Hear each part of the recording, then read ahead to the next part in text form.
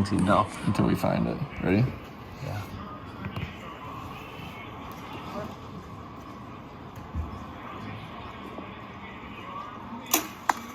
Oh, you smoked him.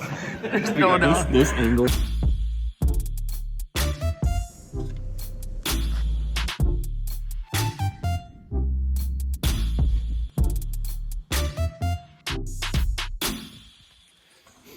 All right.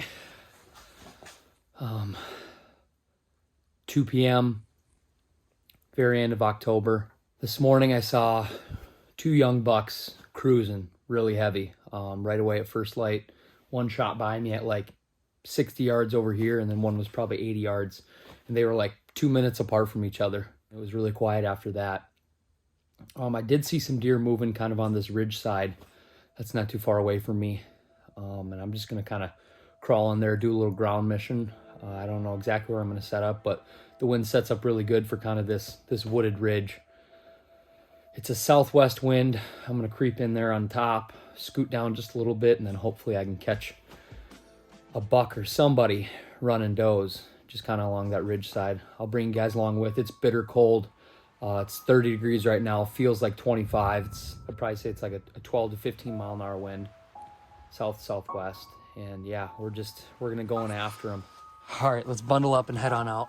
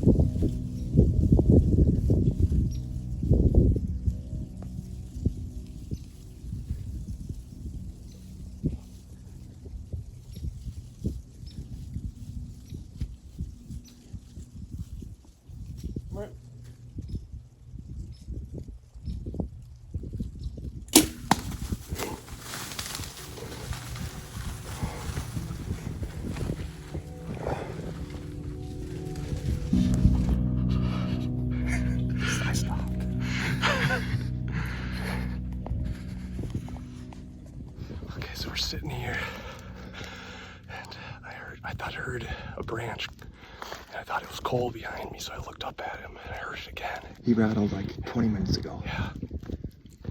And I heard a branch again. I kind of looked at Cole, and Cole looked at me kind of confused. I was like, "Do you hear that?" And I'm up like 5 feet higher in the tree than he is. He turned his head, and there's a buck, and he's hitting this branch. And it happened so fast. He came right in, 20, 25 yards. Drew back, he had no idea, stopped him. It wasn't a pass through, but I felt good about it. We're gonna look at the phone and see what the shot looked like, but it looked like I was watching the phone screen, so it's hard for me to tell, but it looked like where the shot hit was where you want it. The only thing that I think is when Isaac bleeded to stop him, I don't know if I wouldn't say he pegged us, but he looked at us instead of like just our direction, and he moved a little bit when the shot flew, and it wasn't a pass through. But like when I've hit my bucks well in the past, you hear that pop, like it enters that vital cavity, and I heard that pop, and he didn't like run off like he didn't know what happened. He was a freaking dead sprint out of here. We're talking, this deer was right here. There's a mock scrape there. I don't know if he was coming to check. Oh my God, I'm shaking. I hardly even had time to put my glove in my pocket. He came so fast. Well, I was filming him, and I didn't think you were drawn back yet. Oh, yeah. So like I'm filming him, and he's walking onto the field, and I was like, when the hell is he gonna draw? No. Dude, I'm shaking so.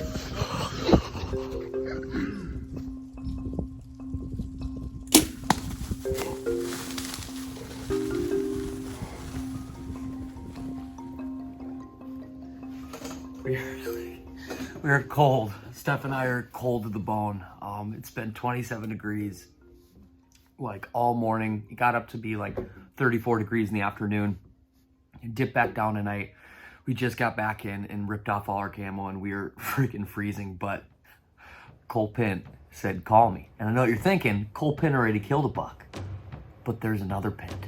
Isaac Pint, his brother. And Cole's been hunting with them. So if both these Pint boys crushed, let's bring it close.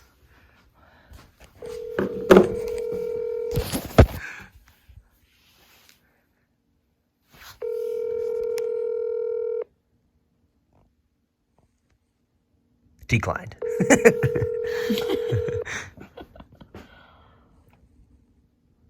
I wonder if they're looking for blood. Or maybe they're walking back in. Hi, this is Cole. Leave a message and I'll get back to you as soon as I... Call me. All right, what are we doing? All right, so just got down, walked over. We checked where he was when I shot him for first blood. We found good blood, which we kind of thought would be the case. When he was standing there, we went back, looked at the video, and he had his front leg back a little bit, but I tucked the arrow as close as I could into his shoulder. It was perfect center body. So probably about as good a shot you're gonna get. Found gushing blood a couple yards from where he was hit, so feeling good. We're gonna go back to the house now, kind of get some stuff together, let him sit for a little bit, go back, look at the video again, and come out here and hope for the best. Yep, let's get him. Okay, one text that said Isaac shot a giant, he was filming, and one failed call. I'm hopping in the truck, I'm going to the Pints, and yeah, the next part is just gonna be what it is, so.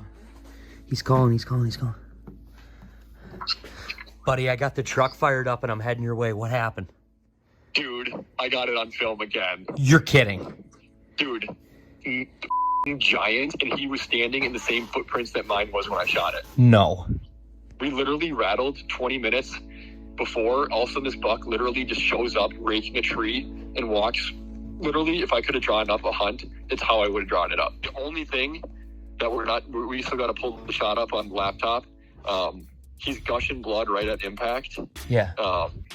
He was a couple degrees quarter to, and he had his front shoulder back, like his front leg was back when I stopped him. But he literally tucked it as tight as he could to the shoulder, and his center body is a perfect shot. There's the arrow right there. Next frame, arrow is right there.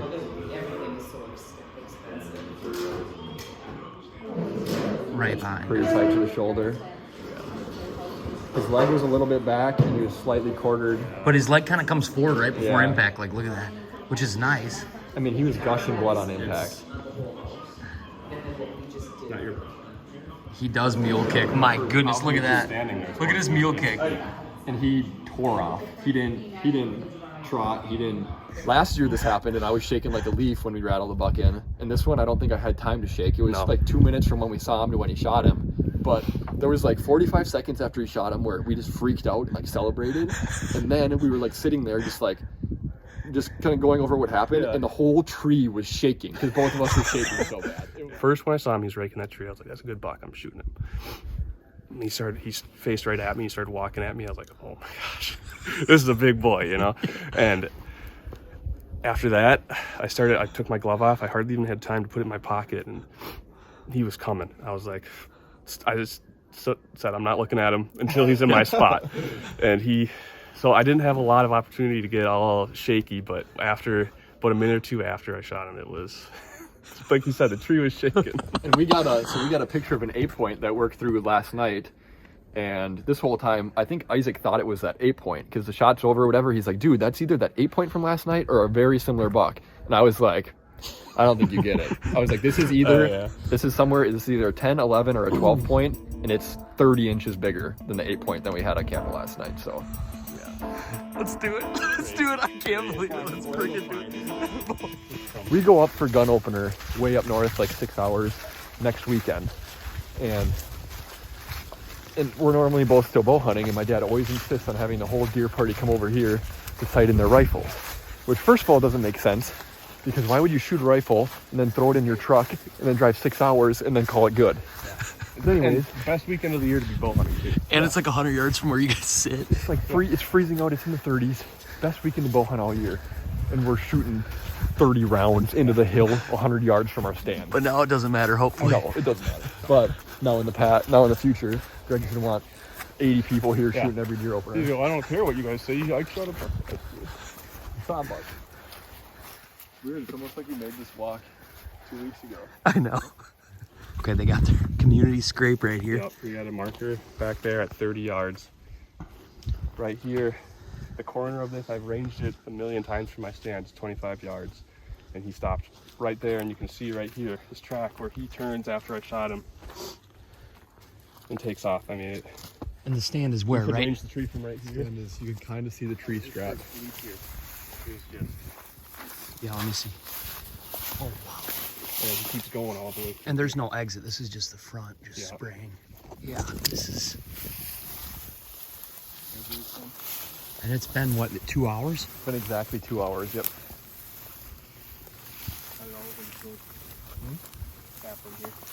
Oh, yeah. Wait, is this all blood right here? All blood on here. Yeah, that's blood, dude. Look, this is the color of the branch.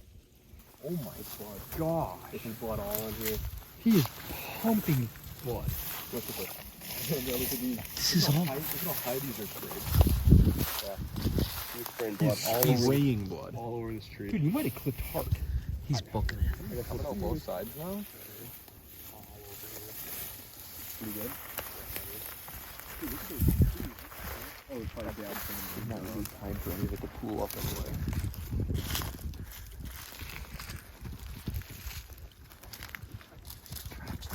Yeah, you can see his tracks in the mud.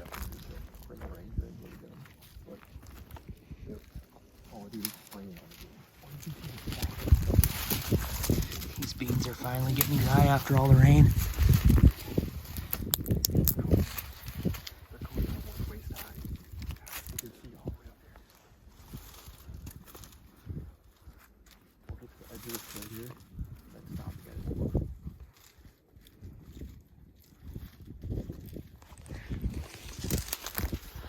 After 4+ hours, the blood just stopped. I'm just kidding, we're still on. We get up here another 100 yards. There's a huge ditch that, like, I would be amazed if he made it through. And a lot of times they end up in water, if there is water. So I don't know if there's any water in the ditch or not, but I'd be very surprised if he made it up and out of the ditch.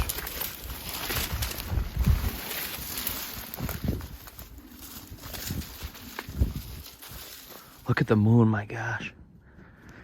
We just passed through all their CRP, and this is their neighbor's beans. The boys called earlier and got permission to walk through the beans. And down, we're kind of on this hillside here where the beans stop. Down there, there's like a big ditch that's filled with water, and then on the other side of that, it's corn. So we're really hoping he crashed in that ditch and didn't jump into the corn. But he's gushing so bad right now, it's pretty easy to follow.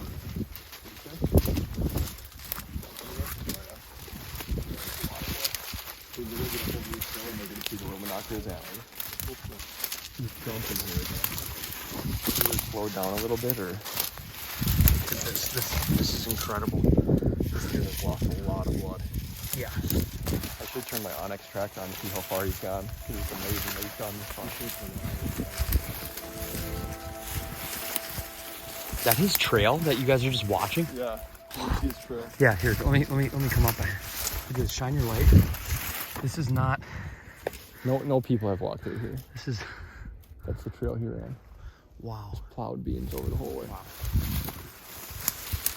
He's still freaking plowing ground. He's still plowing, and he's definitely still bleeding.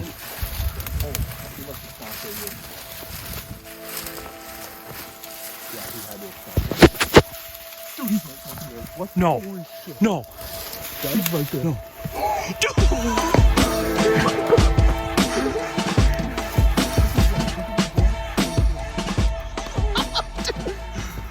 Oh my gosh. Oh my gosh. Dude, he's so freaking big. There's his luminous. Dude, he's so freaking big. What? For a little bit. Yeah. Look at this. Oh my gosh. Big boy. Like, he's so big. And how gnarly is that? Literally same stand. Same stand, same. He was standing in the same spot. You nailed him. Yeah, about as good as you could do for how he was standing when we shot him. He died within 30 seconds of you hitting him. Yeah, he was dead We sprint watched him sprint. until he got out here, I think, and he probably slowed down 10-15 yards from here, and this is where he went down. And he's just giant. Like, his body is so massive. Like, his legs are so long. Pint, let's me and you switch spots. I want to just... People got to see him from this angle. The last time I shot a deer with my bow was with my little diamond bow that I shot when I was 14 years old, and it was my first deer. It was a little 8-pointer. And then probably 3 years ago I shot a decent buck, but I mean, since last year I haven't seen a buck this year since first or second weekend of bow season. Little 7-pointer. Watched him. He's at 20 yards and passed on him. And this is the second buck I've seen all season in my stand. This is a spooky time of year, brother. Yep. Something about Halloween weekend, just it's the perfect time to be in the stand. I mean, when he was probably still shitting in diapers, I came out and sat with my dad. We put up he had these sheets of, it wasn't even plywood. It was just like wall, like something that you put in your garage, like camo panels. And we sat against the tree and he put up 2 panels, one on each side of us and one in front of us. And we sat on the ground. And I remember a fork came into 12 yards. My dad's sitting there with a slug 12 gauge. He's like, should I shoot it or is it too small? And I was like, shoot it. And he shot and he missed it because the thing hurt us. And that's kind of how it started out. And then I started shooting a bow. It was some huge old junky thing. And Isaac actually killed a bow buck before I did. So he scratched the itch before anyone else did on this property in terms of bucks with a bow. But he's worked for this one, let me tell you. He's had to come on tracking jobs with me and been kicking himself for not being the one that somehow gets lucky and sits in the right stand. And I'd say this will make up for it. This is a megalodon of a deer. And we got it on video. We got it on video. Thanks for coming out with me and sitting with me. Luckily, it wasn't too many times you had to come out. And it's one of those things, like, you go and you like I go and I film them, and you almost feel, you don't feel bad for going with them, but like if you walk in and you step on a stick, or like you do something stupid, and you're setting up your saddle, you creak your saddle, or you make noise like a little ding, like your carabiner hits your platform or something, and you're like, if I wasn't here, that wouldn't have happened. Like today, we moved your platform in the tree while we were sitting there. Yeah, we sat for 15 minutes and it wasn't working, so I had to move my platform. So between his G3 and his G4, I mean, it's a handful. Yeah. He carries his main beams crazy well. This side even is between his G4 and 5. And he's got double brows here. He's got a brow and a sticker. Yeah. Give a high five or a hug or something. I seriously, I don't. We were already freaked out and hugged and high-fived after he shot him. I think we just both had a feeling like the shot hit right where you wanted it to hit. But it was just like, I feel like when you don't get a pass through with the bow, you kind of start thinking like, well, I guarantee the thing died mid-stride. Like, no, he was 30 seconds. Dead sprint. 30 seconds, this deer was dead.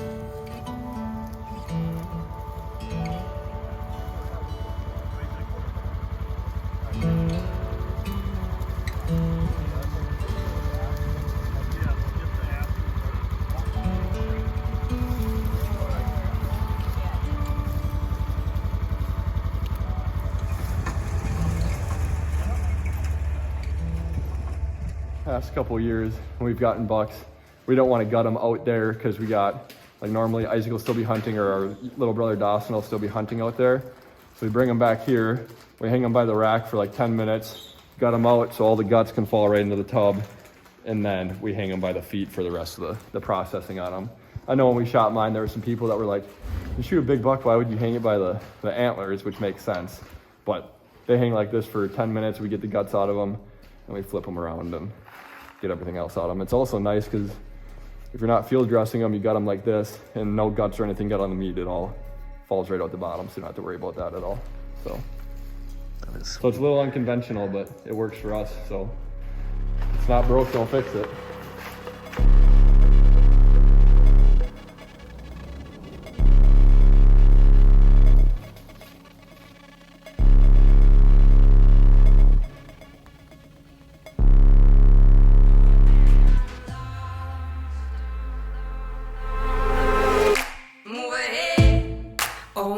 Pretty babe, something ain't right.